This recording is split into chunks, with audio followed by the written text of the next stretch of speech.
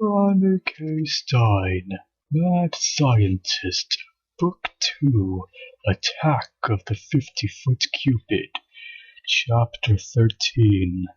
The holiday is upon us. Franny jumped out of bed in a flash.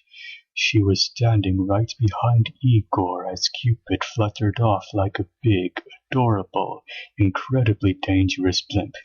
Igor? Franny said angrily. Do you have any idea what you've done?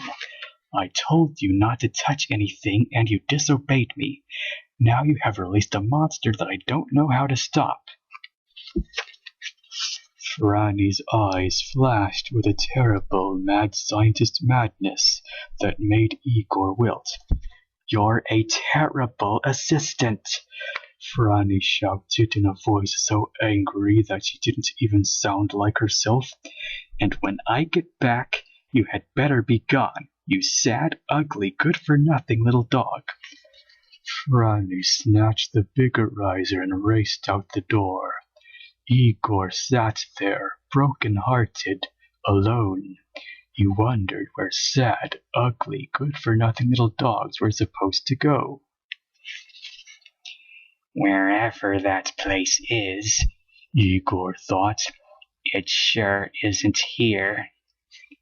Chapter 14. Love Hurts.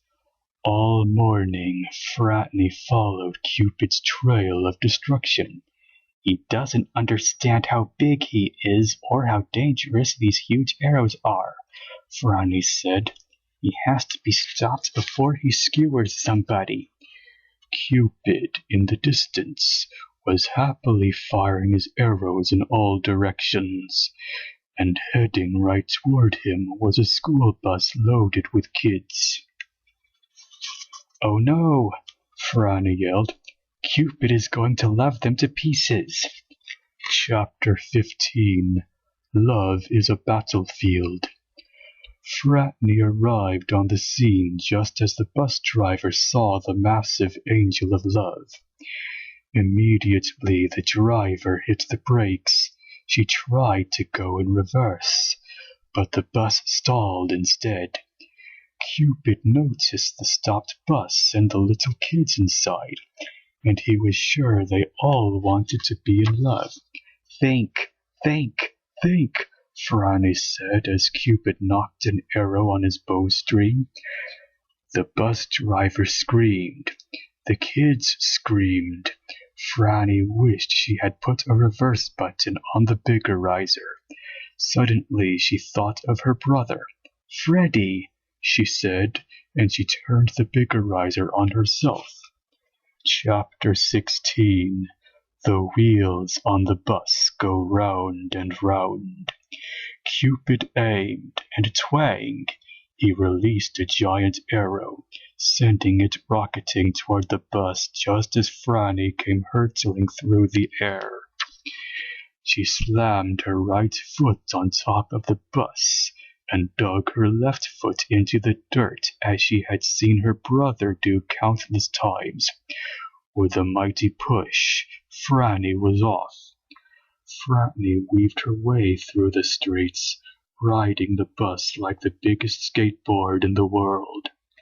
Cupid flew after her in hot pursuit, firing arrow after arrow, which Franny ducked and dodged as she tried desperately not to wipe out.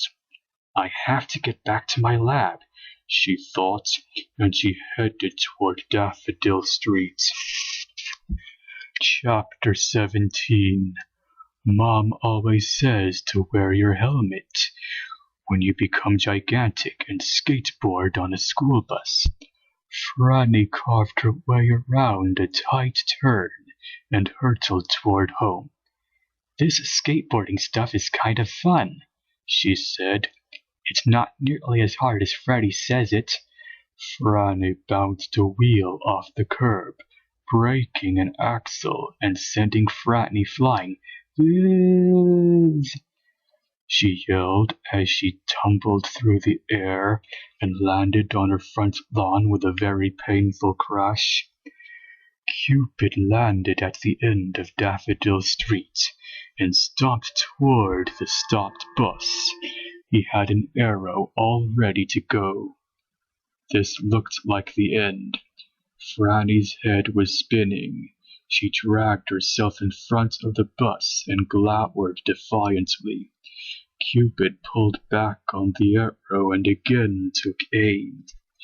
Just as a mouthful of craggy, pointy teeth sank into his giant, squishy butt, Cupid howled and jumped, and the arrow intended for Franny missed her by an inch. As Cupid spun around, Franny saw Igor dangling from Cupid's sore pink rump. Igor had saved her. He had saved the kids on the bus. Cupid snatched Igor off his butt and threw him to the ground. He was about to return his attention to Franny when he got a good look at Igor. Igor was ugly. He was small and pitiful. But, more than anything, Cupid could sense that Igor was heartbroken. And broken hearts were something of great interest to Cupid. Good, Cupid's distracted, Franny groaned. Now we can get out of here. She started to limp away, slowly dragging the bus with her. Cupid held Igor down with his big fat pink foot and stared at him. This, thought Cupid, is the brokenest broken heart I have ever seen. This called for an extra big arrow. Cupid reached for the biggest one he had.